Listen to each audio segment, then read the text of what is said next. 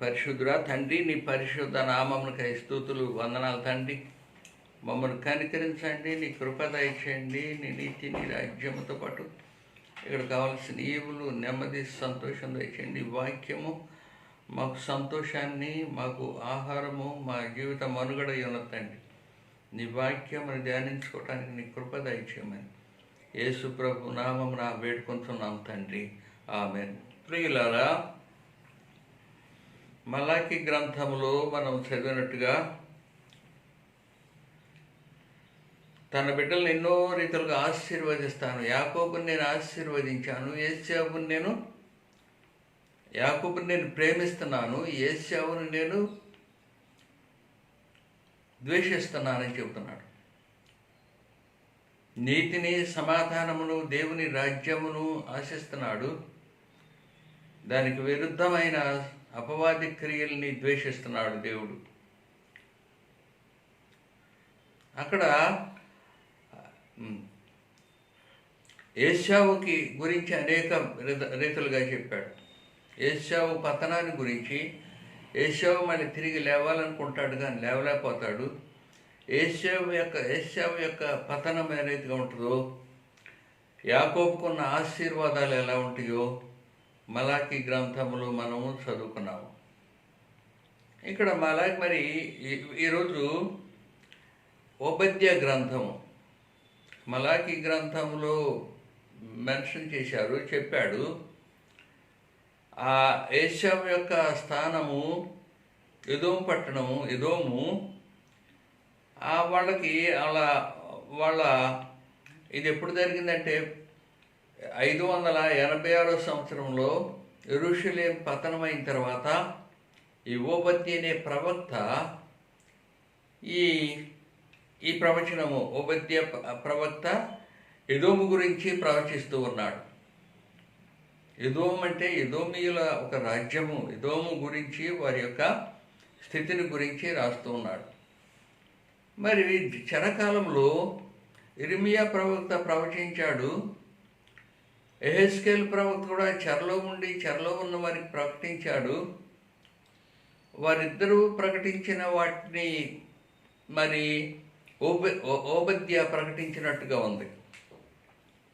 యెరూషలేము చెరలో ప్రజలు, యూదా జనాంగము చెరలో ఉన్నప్పుడు ఇర్మియా, యెహెజ్కేలు ఏదైతే ప్రకటించారో ఆ ప్రకటన మళ్ళీ ఇక్కడ ఓబద్య గ్రంథంలో ఉంది. దీని యొక్క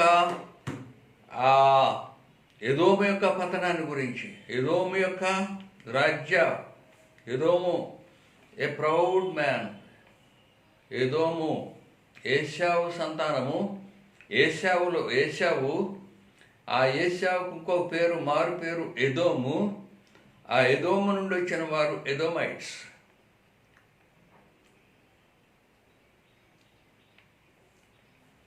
రెబెక్కా కడుపులో ఇద్దరు జనాంగాలు, 2 నేషన్స్ రెబెక్కా కడుపులో పెరుగుతున్నాయి. ఇసాకు భార్య రెబెక్కాకు కడుపులో 2 బిడ్డలు పెరుగుతున్నారు. ఆ బిడ్డలు ఇద్దరు కూడా, ఒకడు ఏశావు, ఒకడు యాకోబు. ఏశావు ముందు పుట్టాడు, యాకోబు తర్వాత పుట్టాడు. వారిద్దరూ సహోదరులుగా పుట్టారు. వీరిద్దరి గురించి మరి ఆ 2 జాతులు, 2 నేషన్స్, 2 నేషన్స్, ఇద్దరు భిన్నమైన వ్యక్తిత్వం కలిగిన వారు, భిన్నమైన రాజ్య సంబంధులు, వేరు రీతులుగా వారు అభివృద్ధి పొందిన వారు. వారి గురించి యాకోబు ఆత్మ సంబంధమైన వ్యక్తిగా చిత్రీకరిస్తున్నాడు. ఏశావు భూ సంబంధమైన, లౌకిక సంబంధమైన, ఇంకా చెప్పాలంటే సైతాను సంబంధమైన వాడిగా కూడా. ఒకతను నాకు ట్రైన్లో కలిసి, మరి ఏశావుని జ్యేష్ఠత్వాన్ని తీసేసుకుంది, తల్లి మోసం చేసింది కదా అన్నాడు. కొంతమంది అలాగ అనుకుంటారు. అయితే ఇంకతను ఏం చెప్పాడంటే, లూసిఫర్, లూసి పేరు, ఫర్ అంటే రెక్కలు. ఇది ఈ మిఖాయేల్ దూత లూసిఫర్ యొక్క రెక్కలు కట్ చేశాడు.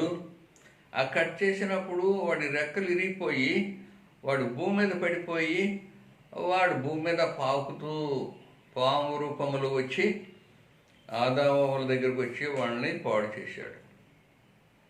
ప్రియులారా, ఇలాగూ 2 రాజ్యాలు ఏర్పడినాయి. భూ సంబంధమైన రాజ్యము, లౌకిక రాజ్యము, ఆత్మ సంబంధమైన రాజ్యము, దేవుని రాజ్యము. రెండిటికి రిప్రజెంట్స్గా ఏశావు, యాకోబు ఉన్నారు. లౌకిక సంబంధమైన, భూ సంబంధమైన ఈ రాజ్యానికి గుర్తుగా ఏశావు ఉన్నాడు. పరలోకపట్న ఆత్మ సంబంధమైన రాజ్యానికి గుర్తుగా యాకోబు ఉన్నాడు. 2 జాతులు రెబెక్క గర్భంలో పెరిగినాయి. ప్రియులారా, మరి ఎఫెసీ పత్రికలో పరిశుద్ధుడు పౌలు రాస్తూ, మనం పోరాడినది లోక సంబంధాలతో కాదు, డీమన్స్, స్పిరిట్స్, ఇలాగూ లోకనాథులు, వాయుమండల సంబంధులు, మరి సాతాను, ప్రిన్సెస్, లోకనాథులతో మనం పోరాడుతున్నాము. మనం పోరాడేది సామాన్యులతో కాదని విశ్వాసులతో మాట్లాడుతున్నాడు. ఈ క్రైస్తవ విశ్వాసులు యేసు ప్రభు రాజ్యము, యేసు ప్రభుకి విరుద్ధమైన రాజ్యము, క్రైస్ట్ అండ్ యాంటీ క్రైస్ట్ 2 రాజ్యాలు పెరుగుతూ ఉన్నాయి. ఈ 2 రాజ్యాల గురించి ఏశావు, యాకోబు రిప్రజెంట్ చేస్తూ 2 లౌకిక రాజ్యము, ఆత్మ సంబంధమైన రాజ్యము, పరలోక రాజ్యం గురించి మరి ఇక్కడ చెప్తూ ఉన్నాడు.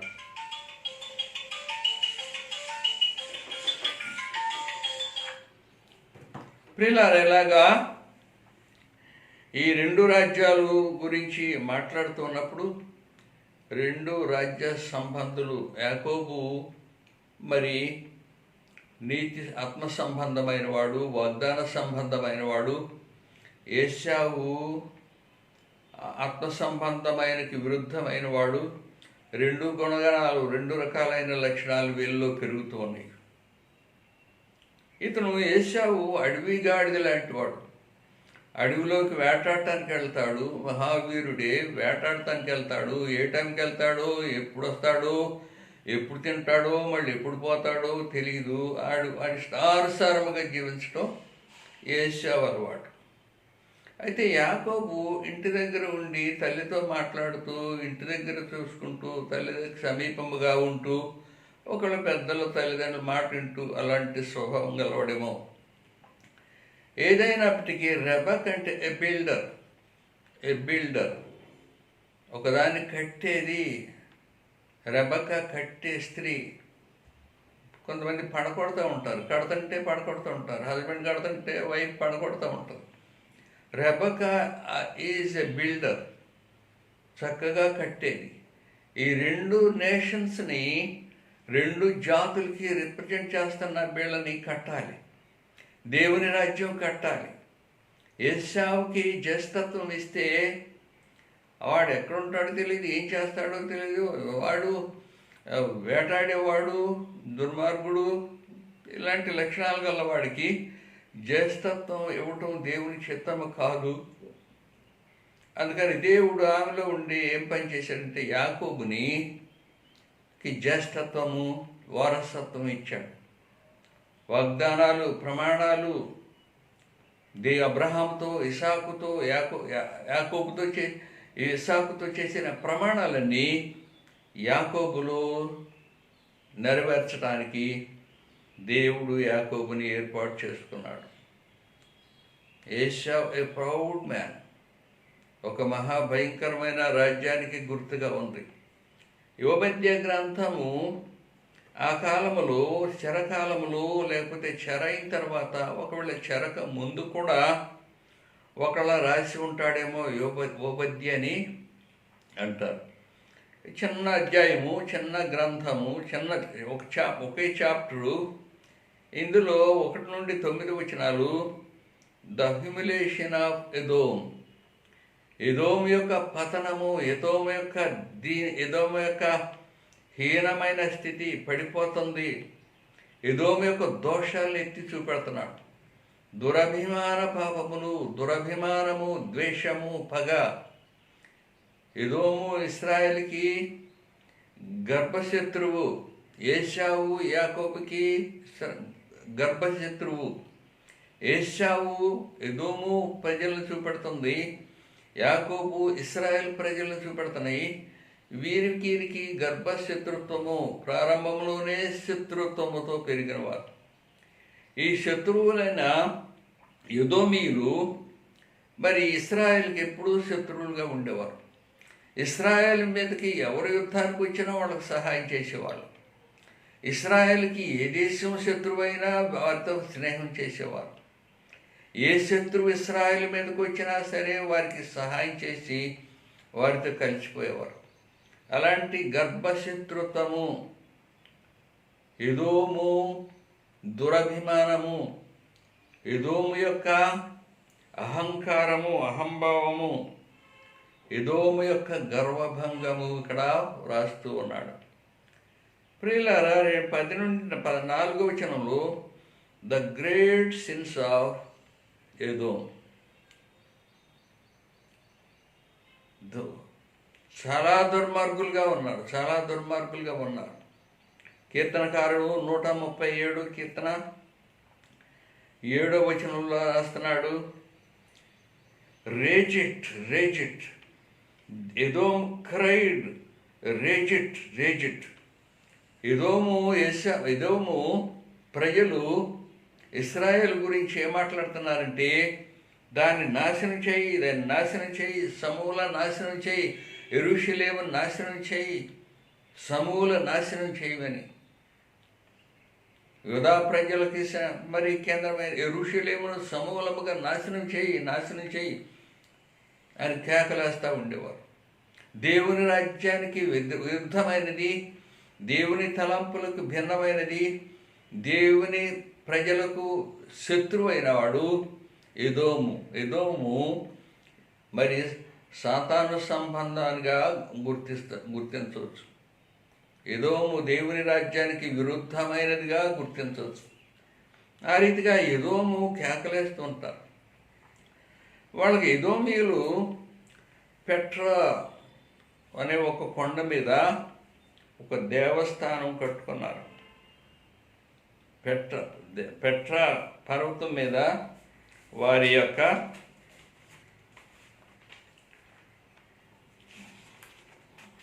Petra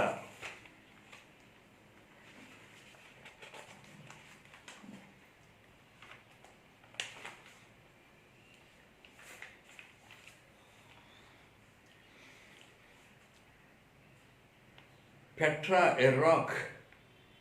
A rock was capital city to Edomites. Rock మరి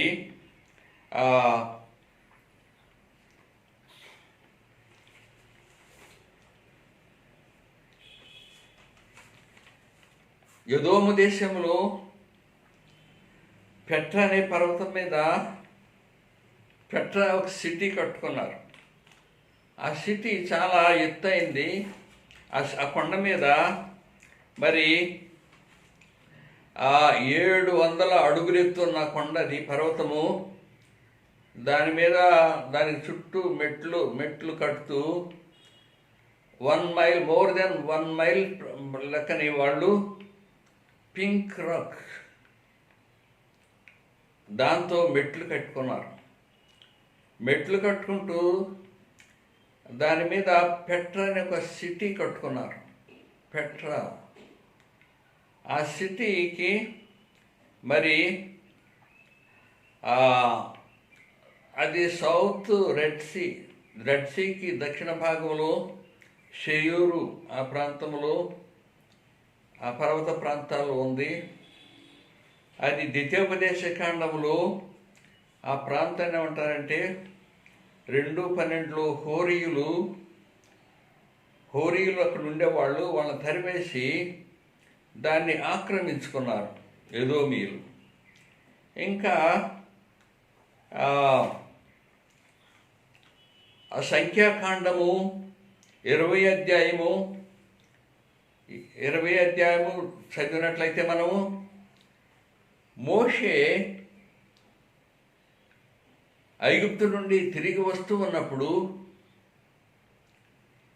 కాదేశు నుండి బయలుదేరి కాదేశు వద్ద నది దాటి యువతల ఆ ఎర్ర సముద్రము దాటి యువతలకు వచ్చి కాదేశు నుండి బయలుదేరి కనాను దేశానికి రావాల్సినప్పుడు ఒక పక్క ఫిలిస్తీన్లు ఉన్నారు. ఆ ఫిలిస్తీన్లు ఉన్న వాళ్ళు చాలా మరి వెపన్స్ కలిగిన వారు, వారితో యుద్ధం చేయటం కష్టము. అందుకని ఇటు ప్రక్కకు వచ్చి ఎదోమీయుల దగ్గరకు వచ్చి ఎదోమీయులను అడుగుతాడు మోషే, బాబు మేము మీకు సహోదరులము, మేము యాకోబు సంతానము, దేవుడు మమ్మల్ని ఏ రీతిగా ఆశీర్వదించాడో చూడండి. అయితే మేము ఐగుప్తు దేశంలో 400 సంవత్సరాలు చెరలో ఉన్నాము. ఆ చెర నుండి దేవుడు మమ్మల్ని ఇలా విడిపించుకుంటా వచ్చాడు. ఎర్ర సముద్రం దాటించి మమ్మల్ని తీసుకొని వచ్చాడు. మాకు వాగ్దానం చేసిన అబ్రహాము, ఇస్సాకు, యాకోబులతో వాగ్దానం చేసిన వాగ్దాన భూమి కనాను దేశంలోకి మేము పోవాలి. మీ దారిలో గుండా ఎదోములో గుండా వెళ్తాం. చక్కగా రోడ్డు మీద తిన్నగా వెళ్తాం, అటు ఇటు చూడం. మీ పంటలు కానీ మీ తోటలు కానీ ఏమి ముట్టుకోం. మీ నీళ్ళు ఎక్కడన్నా తాగితే దానికి డబ్బు కడతాం. మేము కాలినడకనే మీ త్రోవకుండా మేము వెళ్ళే ప్రయాణంలో మేము కనాను దేశం చేరాలి, అక్కడికి వెళ్తానికి మాకు దారి ఇవ్వమని అడిగితే ఎదోమీయులు దానికి ఒప్పుకోలేదు కదా. సైన్యాన్ని తీసుకొని ఇశ్రాయేలు మీద యుద్ధానికి వెళ్ళారు. వెళ్ళినప్పుడు వారు హోరు ఆ బార్డర్స్లో ఉన్న హోరు ప్రాంతంలో గుండా హోరు కొండకి వెళ్ళారు. అక్కడ మరి దేవుడు చెప్పాడు మోషేకి, అహరోను నేను తీసుకోవాలి, నువ్వు అహరోను వస్త్రాలు తీసి అతని కుమారుడైన ఎలియాజర్కి, ఆ హోరు కొండ మీద అహరోను వస్త్రాలు తీసి ఎలియాజర్కి వేశారు. అహరోను తర్వాత ఎలియాజర్ దానికి అక్కడ ప్రీస్ట్గా ఉన్నాడు. అది హోరు కొండ. ఆ ప్రాంతాన్ని వీరు ఎదోమీయులు ఆక్రమించుకున్నారు.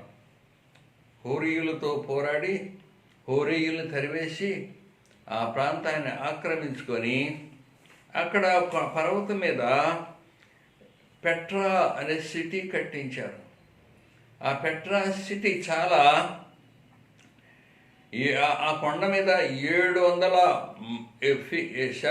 ఫీట్ ఉన్న ఒక పీక్ ఉంది. దానికి వెళ్ళటానికి చక్కగా ఒక 1 మైల్ తిరుక్కుంటూ వెళ్ళాలి కదా. 1 మైలు చక్కని మెట్లు, పింక్ రాక్స్, చక్కని రాక్స్తో క్లిప్స్ పెట్టి అంటాడు, మెట్లు కట్టుకుంటా వారు ఆ పర్వతం మీదకి వెళ్ళటానికి దారి పెట్టుకున్నారు. ఆ పర్వతం మీద గొప్ప సిటీ ఎదోమైట్స్ యొక్క గొప్ప ఆ కేంద్రము క్యాపిటల్ సిటీ కట్టుకున్నారు. దాని మీద 1000 పింక్ రాక్స్తో దేవాలయాలు కట్టుకున్నారు. దాని మీద చక్కని ఆ గుహల్లో వారి నివాసాలు కట్టుకున్నారు. ఇది గొప్ప సిటీ పెట్రా సిటీ. ఆ పెట్రా సిటీ మీదకి శత్రువు రావటం చాలా కష్టం. ఏ శత్రువు అయినా రావటం దానికి దుర్భేద్యము. ఏ శత్రువు దానికి మీదకి రాలేడు, వారితో ఎవరు కూడా యుద్ధం చేయలేరు. అలాంటి సిటీని కట్టుకొని వారు అనుకుంటారు చాలా గర్విష్ఠులు. ఎదోమ్ ఏ ప్రౌడ్ మ్యాన్, నాతో పోరాడగలిగిన వాడు ఎవడు లేడు, నా ఎంతటోడు ఎవడు లేడు, నన్ను దేవుడు కూడా పడగొట్టలేడు, నేను నా సిటీ నన్నెవరూ పడగొట్టలేరని గర్విస్తూ ఉంటే దేవుడు అంటున్నాడు, ఎదోము నువ్వు గద్దగూడు, కొండ శిఖరాల్లో గద్దగూడు కట్టుకున్నట్టుగా నువ్వు గూడు కట్టుకున్నావు. నువ్వు ఆకాశ నక్షత్రాల్లో దాగున్నా నేను నిన్ను పడగొడతాను. నువ్వు ఆకాశ నక్షత్రాల్లో దాగి ఉన్నా నేను నిన్ను పడగొడతాను అని చెబుతున్నాడు. ఇతను చేసిన దోషం ఏంటంటే ముఖ్యంగా ఇశ్రాయేల్ ప్రజలకి శత్రువు, ఏ శత్రువు వచ్చినా వాళ్ళకి హెల్ప్ చేస్తూ ఉండేవాడు. ఆ కొండ మీద ఉండి చూస్తూ ఉండేవాడు, ఆ శత్రువుకి సహాయం చేస్తూ ఉండేవాడు. ఆ శత్రువు చేత నుండి ఇశ్రాయేల్ ఎవరైనా పారిపోతుంటే వాళ్ళని పట్టు చంపేసేవాడు. ఆ రోడ్డు జంక్షన్లో ఉండి అక్కడక్కడ ఉండి ఇశ్రాయేల్ని చంపుతూ ఉండేవాడు. ఏ శత్రువు వచ్చినా మరి శత్రువుకి సహాయం చేస్తూ తన సహోదరులైన ఇశ్రాయేల్కి హానికరంగా ఉన్నారు. దేవుడు అంటాడు, నీ సహోదరులైన ఇశ్రాయేల్కి నీవు చేసే కీడు దాన్ని బట్టి నిన్ను శిక్షిస్తాను. I will punish you with all your aliens. నీ స్నేహితులతో అన్ని రాజ్యాలు, ఇశ్రాయేల్ శత్రువులైన రాజ్యాలన్నిటితో నీవు ఎలియన్స్ కలిగి ఉన్నావు కదా, నీవు సంబంధించి ఉన్నావు కదా, వారందరితో పాటు నిన్ను శిక్షిస్తాను. Edom as a day of Lord's day. Edom is in the day of the Lord. ఒకానొక రాజు ప్రభు దినం వస్తుంది, ప్రభువు తీర్పు తీర్చే దినం వస్తుంది, ప్రభువు శిక్షించే దినం వస్తుంది. యెషయా గ్రంథము 63వ అధ్యాయంలో రక్తవర్ణ వస్త్రములు ధరించి ఎదోము నుండి వస్తున్న ఇతనెవరు? శోభిత వస్త్రములు ధరించి బస్రా నుండి వస్తున్న ఇతనెవరు? ఇతనే యేసు ప్రభు. జడ్జిమెంట్ అయింది, శత్రువుకు తీర్పు తీర్చాడు. శత్రువుని రక్తంలో తడిశాడు. ఆ శత్రువు రక్తంలో నుండి వస్తున్నాడు. ఎదోమునికి ఖండించి శిక్షించి అన్ని నేషన్స్ని గద్దించి శిక్షించి వారిని మళ్ళీ ఒకవేళ ప్రేమించే దేవుడు యేసు ప్రభు. ప్రియులారా, మరి అతని యొక్క హేట్రేట్, అతని యొక్క దురహంకారం, అతని యొక్క ద్వేషభాగం ఇశ్రాయేల్ పట్ల, దేవుని ప్రజల పట్ల మరి జరుగుతూ ఉండే. ఎదోమీయులు అలాంటి స్వభావం గలవారు. ఈ సిటీలో గుండా మరి ఉంటూ అందరికీ శత్రువులకి సహాయం చేస్తూ, శత్రువుల్ని మరి చేస్తూ అలాగే ఇశ్రాయేల్కి సహాయం చేస్తావు. ఇశ్రాయేల్ పట్ల కీడు హానికరంగా ఉండేవి. మరి బబులోని నెబుకద్నెజరు 586 సంవత్సరంలో యెరూషలేమును పట్టుకెళ్తున్నప్పుడు అతను చాలా సంతోషించాడు. బబులోనీయులకి చాలా హెల్ప్ చేశాడు, చాలా సహాయం చేశాడు. దేవుడు అంటున్నాడు, నువ్వు వాని సహోదరిని పట్టుకెళ్తుంటే నీ సహోదరిని కష్టకాలాల్లో, నీ సహోదరిని శ్రమకాలాల్లో అతనికి సహాయం చేయకుండా అతన్ని చూసి సంతోషపడుతున్నావు. నీ పొరుగు వారు బాధపడుతుంటే నువ్వు వారి గురించి సంతోషపడుతున్నావు. నీ పొరుగు వారికి హానికరంగా ఉంటున్నావు. దాని యొక్క ఫలము నిన్ను ఒక రాజ్యముగా లేకుండా చేస్తాను, ఒక రాజ్యము స్థితి లేకుండా చేస్తానని చెబుతున్నాడు. బబులోను చెరలో యూదా ప్రజలు ఉన్న తర్వాత మళ్ళీ తిరిగి వచ్చారు. మళ్ళీ వాళ్ళు రాజ్యాన్ని కట్టుకున్నారు, మళ్ళీ వాళ్ళు పట్టణాన్ని కట్టుకున్నారు, మళ్ళీ వాళ్ళు ఎదోముని జయించి స్వాధీనపరుచుకున్నారు, మళ్ళీ వాళ్ళు ఫిలిస్టీన్లు స్వాధీనపరుచుకున్నారు. మళ్ళీ ఒక గొప్ప రాజ్యముగా, ఒక నేషన్గా తయారైంది. బబులోను చెర కొంతకాలమే తాత్కాలికమైంది. ఈ చెర తర్వాత మళ్ళీ దేవుడు యూదా ప్రజల్ని బహుగా ఆశీర్వదించాడు. ఇశ్రాయేల్ ప్రజలు కూడా దేశమంతా కూడా అక్కడక్కడ చెదిరిపోయి ఉన్నారు. ఎందుకంటే దేవుని రాజ్యం విస్తరింపచేయటం దేవుని సంకల్పము.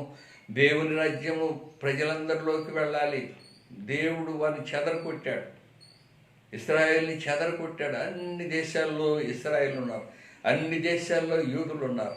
అన్ని దేశాల్లో ఉండి వారి యొక్క దేవుని దైవారాధన, ఏకదేవుడు సనుగోగులు కట్టి యెహోవా దేవుడు, ఏకదేవుడు, సృష్టికర్తని ప్రజలందరికీ చెప్పినవాడు. తర్వాత క్రైస్తవ సంఘం అన్ని నేషన్లోకి వెళ్ళిపోయింది.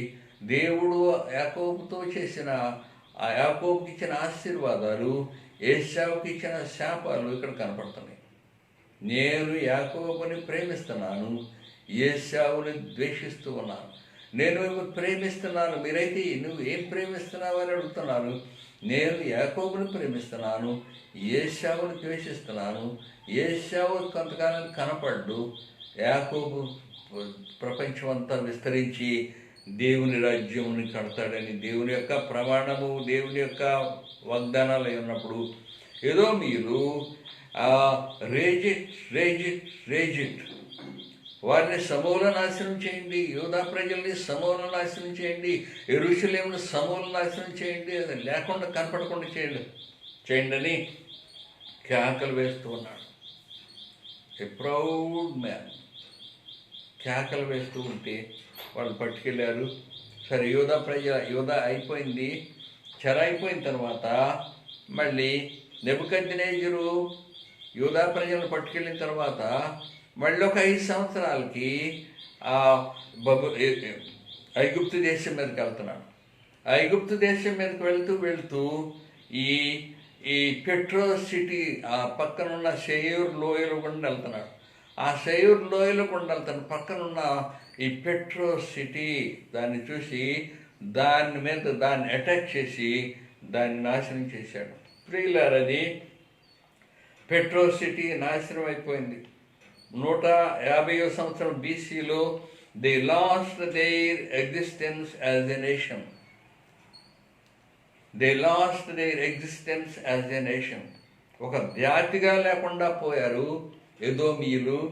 తర్వాత మరి ఇశ్రాయేలు మళ్ళీ తిరిగి వచ్చి కట్టుకొని మళ్ళీ విస్తరించారు, మళ్ళీ రాజ్యాల్లోకి వెళ్ళారు, మళ్ళీ చక్కగా పెరిగారు, ప్రపంచం అంతా కూడా చేరారు. తర్వాత మరి 2 నేషన్స్, ఒకటేమో పతనం అయిపోతుంది దేవుని వాగ్దాన ప్రకారముగా, ఇంకొకటేమో విస్తరిస్తుంది, ఆత్మ సంబంధమైనది విస్తరిస్తూ ఉంది.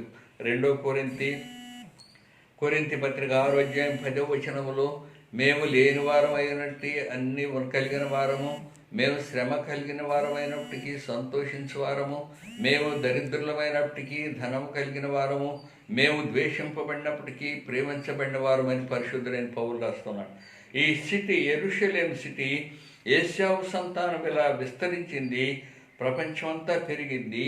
అబ్రహాంతో దేవుడు చేసిన వాగ్దానం జెనసిస్ 12వ అధ్యాయం 3వ వచనంలో, నేను నిన్ను బట్టి సకల దేశాలను ఆశీర్వదిస్తాను, సకల దేశాలని మిమ్మల్ని బట్టి ఆశీర్వదిస్తాను, భూమి యొక్క ప్రజలందరినీ మిమ్మల్ని బట్టి ఆశీర్వదిస్తాను, నేను చూపించే దేశానికి వెళ్ళమని చెప్తున్నాడు. చెప్పినట్టుగా వీరు సమృద్ధిగా ఆశీర్వదింపబడ్డారు. అయితే మరి ఈ ఎదోం జాతి వాళ్ళ క్యాపిటల్ లేకుండా పోయింది, వాళ్ళ ఎగ్జిస్టెన్స్ లేకుండా పోయింది. తర్వాత మరి రోమన్ గవర్నమెంట్ వచ్చినప్పుడు అక్కడక్కడ చెదురున్న కొంతమంది అక్కడ ఈ పాలస్తీనా దేశంలో కొంతమంది ఎదోమైట్స్ ఉన్నారు, ఎదోమీయులు ఉన్నారు. వాళ్ళల్లో ఒక పెద్దవాడిని హేరోదుని రోమన్ చక్రవర్తి పంపి యూదా దేశానికి పరిపాలనగా చేశాడు. ఆ యూదా దేశాన్ని కొంతకాలము ఈ హేరోదీయులు పరిపాలించారు. కానీ మరి క్రీస్తు తర్వాత 70వ సంవత్సరంలో మళ్ళీ తిరిగి వచ్చి రోమన్స్ యెరూషలేము తగలబెట్టినప్పుడు యూదా ప్రజలు అందరూ చెల్లాచెదరై ప్రపంచం అంతా నిలిచారు. కానీ ఈ ఎదోమైట్స్ యొక్క చరిత్ర లేదు, ఇక మాయమైపోయింది. హిస్టరీలోంచి ఆ పేజీ తీసేయబడింది.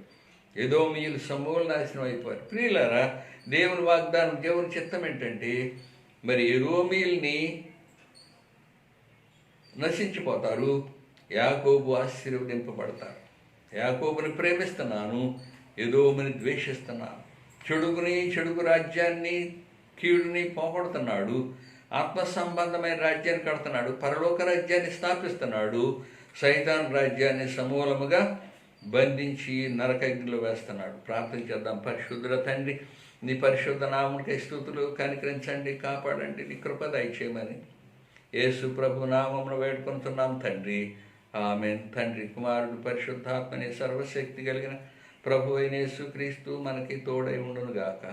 ఆమేన్.